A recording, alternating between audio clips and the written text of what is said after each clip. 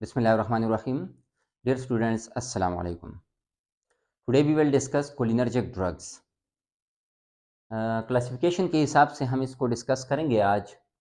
Cholinergic drugs हमारे पास दो किस्म के हैं। अगर जनरली हम क्लासिफाई करें इसको तो हम कहते हैं डायरेक्टली एक्टिंग कोलिनर्जिक ड्रग्स और इनडायरेक्टली एक्टिंग कोलिनर्जिक ड्रग्स।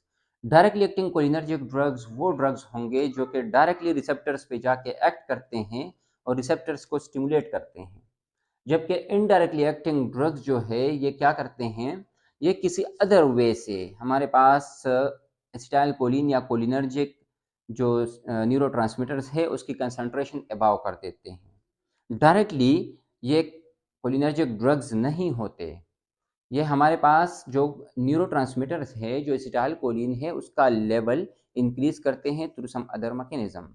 ठीक है, और जो डायरेक्टली की बात है वो तो हमारे पास है कोलिनर्जिक ड्रग जो कोलिनर्जिक रिसेप्टर्स को स्टिमुलेट करते हैं, एगोनिस्टिक एक्टिविटी शो करते हैं। तो we can classify cholinergic drugs into two categories. These are directly acting cholinergic drugs and indirectly acting cholinergic drugs. Indirectly acting हम बाद में डिस्कस करेंगे, फिलहाल आज हम जो डिस्कस करने जा रहे हैं डायरेक्टली एक्टिंग कोलिनर्जिक ड्रग्स। इसमें हमने फर्दर डायरेक्टली एक्टिंग को हम फर्दर दो में क्लासिफाई करते हैं। The first one that is muscarinic agonist and the second one these are nicotinic agonist. जो मस्क्रेनिक रिसेप्टर्स पे एक्ट करते हैं और उसको स्टिमुलेट करते हैं उसको हम कहते हैं मस्क्रेनिक एगोनिस्ट, और जो निकोटिनिक रिसेप्टर्स को स्टिमुलेट करते हैं और अपना इफेक्ट प्रोड्यूस करते हैं हम कहते हैं निकोटिनिक एगोनिस्ट। एगोनिस्ट की बात हो रही है, पैरासिम्पेथोमाइमेटिक ड्रग्स की बात हो रही है। माइमेटिक वो ड्रग्स होंगे जो कि पैरासिम्पेथेटिक सिस्टम को स्टिमुलेट करते हैं। हम इसके एक्शंस जो है बॉडी पे वो ऑलरेडी डिस्कस कर चुके हैं। हमारी जीआईटी पे क्या एक्शन होंगे कोलिनर्जिक ड्रग्स के, हमारे हार्ट पे क्या इफेक्ट्स आएंगे, इसी तरह लंग्स पे क्या इफेक्ट होंगे, हम सारे डिस्कस कर चुके हैं। इससे पहले लेक्चर्स मौजूद है, आप देख सकते हैं। अब हम क्लासिफिकेशन की बात हो रही है, ड्रग्स की बात हो रही है, लिटिल बिट ओवरव्यू की बात हो रही है, तो हम कहते हैं कि डायरेक्टली एक्टिंग को फर्दर हम टू टाइप्स में क्लासिफाई करते हैं, muscarinic agonist and nicotinic agonist. Muscarinic agonist को फर्दर हम टू टाइप्स में क्लासिफाई करते हैं, कोलिन ईस्टर्स और अल्कलाइड्स। कोलिन ईस्टर्स और अल्कलाइड्स, अल्कलाइड्स वो जो प्लांट्स से लेते हैं, और कोलिन ईस्टर्स में हमारे पास acetyl choline, carbachol, bethanechol, methacholine ये सारे आ जाते हैं। अल्कलाइड्स में हमारे पास है मस्करीन और पाइलोकार्पिन। इसी तरह निकोटिनिक एगोनिस्ट हमारे पास जो एन एन रिसेप्टर्स पे एक्ट करते हैं और एन एम रिसेप्टर्स पे जो एक्ट करते हैं। वी हैड ऑलरेडी डिस्कस, हमारे पास जो गेंगलियान पे जो एक्ट करते हैं कोलिनर्जिक ड्रग्स, और जो हमारे पास स्केलेटल मसल्स पे एक्ट करते हैं, बोथ दीज पार्ट्स पे हमारे पास निकोटिनिक रिसेप्टर्स होते हैं जो गेंगलियान पे मौजूद होते हैं, उनको हम कहते हैं एन एन रिसेप्टर्स, और जो स्केलेटल मसल्स पे मौजूद होते हैं हम उसको कहते हैं N M receptors, skeletal muscles पे। इसी तरह जो हमारे पास इनके ब्लॉकर्स है, निकोटिनिक ब्लॉकर्स जो है गेंगलियन ब्लॉकर्स हम कहलाते हैं, जो एन एन रिसेप्टर्स को ब्लॉक करते हैं, और एन एम रिसेप्टर्स को जो ब्लॉक करते हैं हम उसको कहते हैं skeletal muscles relaxant. We will discuss later. फिलहाल हम बात करते हैं मस्क्रेनिक एगोनिस्ट की। मस्क्रेनिक एगोनिस्ट में कोलिन ईस्टर्स है और अल्कलाइड्स हैं। कोलिन ईस्टर्स में हमने कहा acetylcholine, carbachol, bethanechol, methacholine ये सारे ड्रग्स आ जाते हैं, और अल्कलाइड्स में मस्करीन और पाइलोकार्पिन आ जाते हैं। We will discuss alkaloids later, ठीक है, इसको भी बाद में हम डिस्कस करेंगे। फिलहाल हम कोलिन ईस्टर्स की बात करते हैं। एसिटाइल कोलिन जो कि मस्करेनिक रिसेप्टर्स और निकोटिनिक रिसेप्टर्स दोनों पे एक्ट करते हैं। एसिटाइल कोलिन ब्रॉड कैटेगरी है जो हमारे पास इसके ब्रॉड एक्शंस है, मस्करेनिक पे भी, मस्करेनिक रिसेप्टर्स पे भी ये अपना एक्शन प्रोड्यूस करता है और निकोटिनिक रिसेप्टर्स पे भी एक्शन प्रोड्यूस करता है, इसलिए ये हमारे पास डिफ्यूज एक्शंस प्रोड्यूस करते हैं। वी विल डिस्कस लेटर, हम इसको भी डिस्कस करते हैं इसके बाद, जब हम जनरल क्लासिफिकेशन डिस्कस करने के बाद हम इसको डिस्कस करते हैं। सेकंड वन कार्बाकोल जो है ये हमारे पास M+N, ये भी दोनों रिसेप्टर्स पे एक्ट करता है, मस्करेनिक और निकोटिनिक दोनों रिसेप्टर्स पे। जो भी कोलिनर्जिक रिसेप्टर्स होंगे उन सब पे इसके एक्शंस आएंगे, ठीक है, और इसके साथ मिथाइल ग्रुप अटैच नहीं होता, इसीलिए हमारे पास इसके एक्शंस निकोटिनिक रिसेप्टर्स पे भी होते हैं। जबकि अपोजिटली अगर हम देख ले बेटानिकोल की अगर हम बात करें तो इसमें मिथाइल ग्रुप अटैच होता है, बेटानिकोल के साथ methyl group CH3 group attach होता है, जिसकी वजह से ये हमारे पास सिर्फ मस्कुलिनिक रिसेप्टर स्पेस के प्रोमिनेंट एक्शंस आते हैं, निकोटिनिक रिसेप्टर्स के साथ ये बाइंड नहीं होते। इसी तरह मेटाकोलिन जो है ये भी हमारे पास मस्कुलिनिक रिसेप्टर्स पे एक्ट करते हैं, ठीक है, निकोटिनिक बेस के एक्शंस नहीं होते। तो बेटानिकोल और मेटाकोलिन जो है ये दोनों इसके प्रोमिनेंट एक्शन मस्कुलिनिक रिसेप्टर्स पे होते हैं, जबकि एसिटाइल कोलिन और कार्बाकोल जो है ये मस्कुलिनिक रिसेप्टर्स और निकोटिनिक रिसेप्टर दोनों को स्टिमुलेट करते हैं। इसके ऑल कोलिनर्जिक रिसेप्टर्स पे एक्शन होंगे एसिटाइलकोलिन के और कार्बाकोल के, जबकि मेटाकोलिन और बेटानिकोल के मस्कुलिनिक रिसेप्टर्स पे प्रोमिनेंट एक्शन होंगे, जबकि निकोटिनिक रिसेप्टर्स पे इसके एक्शन जो है वो सिग्निफिकेंट नहीं होंगे, क्योंकि इसके साथ जो है मिथाइल ग्रुप अटैच्ड है। मिथाइल ग्रुप की वजह से ये सिर्फ मस्कुलिनिक रिसेप्टर्स के साथ बाइंड होते हैं और वहाँ पे एक्शन प्रोड्यूस करते हैं। इसी तरह कार्बाकोल और बेटानिकोल, इन दोनों में ये हमारे पास कार्बामेट है, एसीटेट नहीं है। जब कार्बामेट है, कार्बाकोल और बेटानिकोल, ये दोनों कार्बाकोल और बेटानिकोल ये दोनों क्या है, ये कार्बामेट है, एसीटेट नहीं है। तो इसीलिए ये इजीली डिस्ट्रॉय नहीं होते by the action of butyl कोलिनेस्टरेज।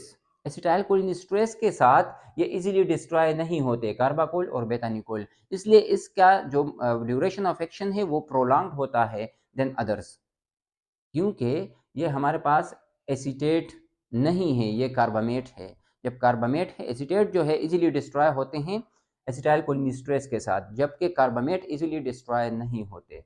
तो इसके एक्शन कार्बाकोल और बेटानिकोल का ड्यूरेशन ऑफ एक्शन थोड़ा सा प्रोलॉन्ग्ड होगा। अब अगर हम देख लें वन बाय वन इन सब को, हमारे पास एसिटाइल कोलिन है। एसिटाइल कोलिन ये हमारे पास फार्माकोलॉजिकली यूज नहीं होते, ये फार्माकोलॉजिकली हम इसको कहते हैं कि ये एक्टिव नहीं है। क्यों नहीं है? क्योंकि ये क्विकली डिस्ट्रॉय हो जाते हैं बाय ब्यूटाइल कोलिनेस्टरेज। जैसे ही हम ये दे देते हैं तो एसिटाइल कोलिनेस्टरेज उसको डिग्रेड कर देता है, डिस्ट्रॉय कर देता है, ठीक है। और इसकी शॉर्ट ड्यूरेशन ऑफ एक्शन है, 10 to 20 सेकेंड्स जो है इसकी ड्यूरेशन ऑफ एक्शन है। ये क्विकली डिस्ट्रॉय होते हैं, शॉर्ट हाफ लाइफ है इसकी। इसी तरह हमारे पास ये डिफ्यूज एक्शन प्रोड्यूस करते हैं, मल्टीपल एक्शंस, निकोटिनिक और मस्कुलिनिक दोनों पे इसके एक्शंस होंगे। जब निकोटिनिक रिसेप्टर्स को भी स्टिमुलेट करते हैं, मस्कुलिनिक रिसेप्टर्स को भी स्टिमुलेट करते हैं, तो हम देखते हैं कि ये हमारे पास गैंग्लियन को भी स्टिमुलेट करते हैं, ये हमारे पास स्केलेटल मसल्स पे भी इसके एक्शंस आएंगे, इसके एक्शंस हमारे पास ब्रोंक्यूल्स पे भी होंगे, इसके एक्शंस हार्ट पे भी होगा, इसके एक्शंस इंटेस्टाइन पे भी होगा। ऑल ओवर द बॉडी जहाँ जहाँ पे निकोटिनिक रिसेप्टर्स होंगे, जहाँ जहाँ पे मस्कुलिनिक रिसेप्टर्स होंगे, उन सब पार्ट्स पे इसके एसिटाइलकोलिन के एक्शंस आएंगे। तो इसके डिफ्यूज मल्टीपल एक्शंस होंगे। जब मल्टीपल एक्शंस होंगे तो ये अच्छी बात नहीं है। For example someone have problem in intestine, वो इंटेस्टाइन की मोटिलिटी को ज़्यादा करना चाहता है, उसके लिए एसिटाइलकोलिन सपोज या कोलिनर्जिक ड्रग्स कोई भी होगा वो लेना चाहता है, जिसका मस्कुलिनिक रिसेप्टर्स पे एक्शन होगा जो कि जीआईटी मोटिलिटी को इंक्रीज करेगा, लेकिन वो नहीं ले सकता। वो लेगा तो उसके all over the body other parts पे भी एक्शन जहाँ पे और रिसेप्टर्स पे all over the body present होंगे, जिस तरह निकोटिनिक रिसेप्टर्स होंगे या मस्कुलिनिक रिसेप्टर्स होंगे, वहाँ पे भी इसके एक्शंस आएंगे। तो मल्टीपल एक्शंस की वजह से हम इसको एक प्रॉब्लम के लिए यूज नहीं कर सकते, क्योंकि number of side effects develop होंगे बॉडी पे। तो इसके डिफ्यूज एक्शन है। फिर हमारे पास इसका एक और पॉइंट हमने यहाँ पे लिखा, it can't cross the biological membranes. ये प्लेसेंटल बैरियर को क्रॉस नहीं कर सकता, ये ब्लड ब्रेन बैरियर को क्रॉस नहीं कर सकता, इसलिए हमारे पास इसके लिमिटेड यूज है, ठीक है। सेकंड हमारे पास जो ड्रग है बेटानिकोल। बेटानिकोल की अगर हम बात करें तो यहाँ पे मैं इसको एक बिग बी के साथ डिनोट कर रहा हूँ। बिग बी है हमारे पास, B for bowel and B for bladder. Bowel और ब्लैडर की मोटिलिटी को इंक्रीज करता है, ये जीआईटी मोटिलिटी को इंक्रीज करता है, ये ब्लैडर की मोटिलिटी को इंक्रीज करता है, यूरिनेशन को इंक्रीज करता है। तो जब यूरिनेशन को इंक्रीज करेगा और ये स्पेसिफिकली मस्कुलिनिक रिसेप्टर्स पे इसके एक्शंस आते हैं, इसके निकोटिनिक एक्शंस नहीं होते, नेग्लिजिबल। तो हमारे पास जब इसके निकोटिनिक एक्शंस नहीं होंगे मस्कुलिनिक, तो ये थोड़ा सा स्पेसिफिक इसकी यूज हो जाती है। इसकी यूज जिस तरह एसिटाइलकोलिन का यूज है उस तरह ब्रॉड यूज नहीं है, ब्रॉड जो है उसके एक्शंस नहीं है, इसके यूज लिटिल बिट लिमिटेड हो जाती है। और हम फोकस करते हैं इसको, इसकी यूज को जीआईटी के लिए, यूरिनेशन के लिए, यूरिनरी यूरिन की इंक्रीज के लिए हम यूज़ करते हैं, यूरिनेशन को इंक्रीज करने के लिए हम यूज़ करते हैं, जीआईटी मोटिलिटी को इंक्रीज करने के लिए हम यूज़ करते हैं। तो बावल और ब्लैडर की मोटिलिटी ये इंक्रीज करता है। इसकी यूजेस की अगर हम बात करें तो ये हमारे पास पोस्ट ऑपरेटिव यूरिनरी रिटेंशन में यूज़ होगा। अक्सर हम देखते हैं यूरिनरी रिटेंशन हो जाती है सर्जरीज के साथ, या पोस्टपार्टम यूरिनरी रिटेंशन हो जाती है, चाइल्ड बर्थ डिलीवरी हो जाती है, उसके साथ यूरिनरी रिटेंशन अगर है तो उस पर्पज़ के लिए हम क्या करते हैं, हम जो है बेटानिकोल यूज़ करते हैं ताकि जीआईटी मोटिलिटी यूरिनेशन या जीआईटी मोटिलिटी वो इंक्रीज हो जाए। हाइपोटोनिक ब्लेडर में हम यूज़ करते हैं जब ब्लैडर की टोनिसिटी नॉर्मल नहीं होती, डिक्रीज होती है, नॉर्मल लिमिट से डिक्रीज होती है, तो उस पर्पज़ में हम बेटानिकोल यूज़ करते हैं ताकि ताकि ब्लैडर की मोटिलिटी इंक्रीज हो जाए और यूरिनेशन इंक्रीज हो जाए। इसी तरह कार्बाकोल की अगर हम बात करें तो कार्बाकोल सिस्टेमिकली हमारे पास यूज़ नहीं होते, सिस्टमिकली ये हमारे पास यूज़ नहीं होते, और इसके ये हमारे पास इंट्राऑकुलर प्रेशर को डिक्रीज करता है। इंट्राऑकुलर प्रेशर के लिए हम जो है आई पे ये यूज़ करते हैं, लेकिन इससे प्रेफरेबल ड्रग स्टिल हमारे पास मौजूद है। जिस तरह पाइलोकार्पिन की हमारे पास अल्कलाइड जो मौजूद है, पाइलोकार्पिन वो ड्रग ऑफ चॉइस है for decreasing intraocular pressure. Glaucoma में वो हमारे पास फर्स्ट ड्रग ऑफ चॉइस है, तो वो भी इससे प्रेफरेबल है। अगर हम मेटाकोलिन की बात करें तो ये ब्रोंकियल हाइपर रिएक्टिव सिस्टम में यूज़ होते हैं ताकि आइडेंटिफाई हो जाए। फॉर एग्जांपल एक पेशेंट है, उसकी ब्रोंकियल हाइपर रिएक्टिव सिस्टम को हम आइडेंटिफाई करना चाहते हैं, तो हम क्या करते हैं, मेटाकोलिन देते हैं। मेटाकोलिन क्यों देते हैं? मेटाकोलिन जो है ये शॉर्ट ड्यूरेशन ऑफ एक्शन है, तो अगर हम आइडेंटिफाई करना चाहते हैं किसी का ब्रोंकियल सिस्टम जो है ये हाइपर रिएक्टिव तो नहीं है, तो अगर हम इसको आइडेंटिफाई करना चाहते हैं तो हम long duration of action drug use नहीं कर सकते, हम short duration of action drug use करेंगे, मेटाकोलिन देंगे, उसको इनहेल कराएंगे मेटाकोलिन। जब वो इनहेल करेगा तो अगर वो उसका ब्रोंकियल सिस्टम हाइपर रिएक्टिव होगा तो वहाँ पे कंस्ट्रक्शन डेवलप हो जाती है, ब्रोंकियल कंस्ट्रक्शन, तो उसको एस्थमेटिक फीलिंग महसूस होगी। तो क्योंकि वो शॉर्ट ड्यूरेशन के लिए होगी, क्योंकि हमारे पास शॉर्ट ड्यूरेशन ऑफ एक्शन है मेटाकोलिन का, तो हमें पता लग सकता है कि इस पेशेंट को ब्रोंकियल सिस्टम जो इसका है वो हाइपर रिएक्टिव है। तो हम इस तरह के ड्रग्स जो है उसको एंटीकोलिनर्जिक ड्रग्स पर देंगे ताकि इस तरह की कंडीशन का सामना उसको ना हो और आइडेंटिफाई हो जाए। अगर हम कंट्राइंडिकेशंस की बात करें, इसी तरह कोलिनर्जिक ड्रग्स के कंट्राइंडिकेशंस की बात करें, तो ये कुछ हमारे पास जो कंट्राइंडिकेशंस हैं मोस्ट इंपॉर्टेंट है, हमने समझना है इसको। ठीक है, फर्स्ट वन क्या है? अल्सर। पेप्टिक अल्सर में नहीं दे सकते कोलिनर्जिक ड्रग में। क्यों नहीं दे सकते? क्योंकि हमारे पास अल्सर में सिक्रीशंस जो है, जीआईटी सिक्रीशंस वो इंक्रीज होती है, अल्सरेशन इंक्रीज होती है, एसिडिक एनवायरनमेंट डेवलप हो जाता है। और अगर हम जनरली प्रीवियस लेक्चर्स की बात करें तो हम ऑलरेडी डिस्कस कर चुके हैं कि कोलिनर्जिक ड्रग्स जो भी होते हैं वो क्या करते हैं, वो ऑल द बॉडी सिक्रीशंस को इंक्रीज करते हैं। मैंने जनरली आपको बताया था कि ये हमारे बॉडी के ऑल जो बॉडी के सिक्रीशंस होते हैं, फॉर एग्जांपल टीयरिंग हो गए, फॉर एग्जांपल जो हमारे लैक्रिमल सिक्रीशंस है, ब्रोंकियल सिक्रीशंस है, जीआईटी सिक्रीशंस है, ये सारे इंक्रीज हो जाते हैं कोलिनर्जिक ड्रग्स के साथ। तो अगर अल्सर है एक पेशेंट को, पेप्टिक अल्सर है, एसिडिटी है, ऑलरेडी एसिडिटी इंक्रीज्ड है, हम क्या और इस तरह के ड्रग्स दे सकते हैं जिसके साथ एसिडिटी इंक्रीज हो जाए, फर्दर सिक्रीशन इंक्रीज हो जाए? नहीं दे सकते, कंट्राइंडिकेटेड होगा पेप्टिक अल्सर में। सेकंड वन हमारे पास जो कंट्राइंडिकेशन में आते हैं, chronic obstructive pulmonary diseases, COPD. Chronic obstructive pulmonary diseases में, एस्थमेटिक कंडीशन में हम नहीं दे सकते, कंट्राइंडिकेटेड है। We had already discuss acetylcholine के एक्शंस, हमने ब्रोंकियल सिस्टम पे डिस्कस किया था। हमने कहा था कि वहाँ पे M3 रिसेप्टर्स है, M3 रिसेप्टर्स है ब्रोंकियल स्मूथ मसल्स पे। तो M3 रिसेप्टर्स जब एसिटाइल कोलिन स्टिमुलेट करेगा तो कंस्ट्रक्शन डेवलप हो जाएगा। अगर एक पेशेंट को ऑलरेडी सीओपीडी है, कंस्ट्रक्शन है, ब्रोंकोस्पाज्म है, एस्थमा है, क्या हम कोलिनर्जिक ड्रग दे सकते हैं ताकि M3 रिसेप्टर स्टिमुलेट हो जाए, ताकि हमारे पास ब्रोंकियल कंस्ट्रक्शन फर्दर इंक्रीज हो जाए? नहीं दे सकते, कंट्राइंडिकेटेड है। इस्कीमिक हार्ट डिजीजेज में कंट्राइंडिकेटेड है, एंजाइना में कंट्राइंडिकेटेड है, करोनरी आर्टरी ब्लॉकेज में कंट्राइंडिकेटेड है। क्यों कंट्राइंडिकेटेड है?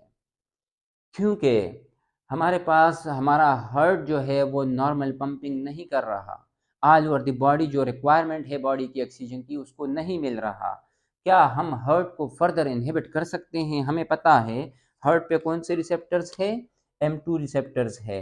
M2 रिसेप्टर जब एसिटाइल कोलिन इसको स्टिमुलेट करेगा तो ये इनहिबिटरी रिसेप्टर्स है, इनहिबिशन काज करेगा, हार्ट रेट को फर्दर इनहिबिट करेगा। जब हार्ट रेट फर्दर इनहिबिट होगा तो हमारी बॉडी की रिक्वायरमेंट वैसे ही पूरी नहीं हो रही थी, हम अगेन जो है उसको इनहिबिट कर रहे हैं, हार्ट को इनहिबिट कर रहे हैं, तो फर्दर डिक्रीज हो जाती है ब्लड आउट जो हो रहा है हार्ट से। तो बॉडी आर्गन्स की जो रिक्वायरमेंट होती है, अगर थोड़ा सा भी कोई आर्गन जो है वो प्रॉब्लम में होता है उस बॉडी में, तो उसको ब्लड जब अगेन नहीं मिलता, ऑक्सीजन डिमांड उसकी पूरी नहीं होती, आप और कम कर देते हो by giving cholinergic drugs, heart पे M2 रिसेप्टर्स पे एक्ट करेगा, कंट्रक्टिलिटी अगेन डिक्रीज हो जाएगी, ब्लड फ्लो, ब्लड आउट जो हार्ट से हो रही है वो अगेन डिक्रीज हो जाएगी। तो जब डिक्रीज होगी तो उस आर्गन को, जो आर्गन जो है कमज़ोर है, उसको जब ब्लड नहीं मिलेगा, जब ऑक्सीजन नहीं मिलेगा, उसकी डिमांड पूरी नहीं होगी, तो फेलियर के चांसेस बढ़ जाते हैं। इसलिए हम जो है कंट्राइंडिकेटेड है cholinergic drugs in ischaemic heart diseases.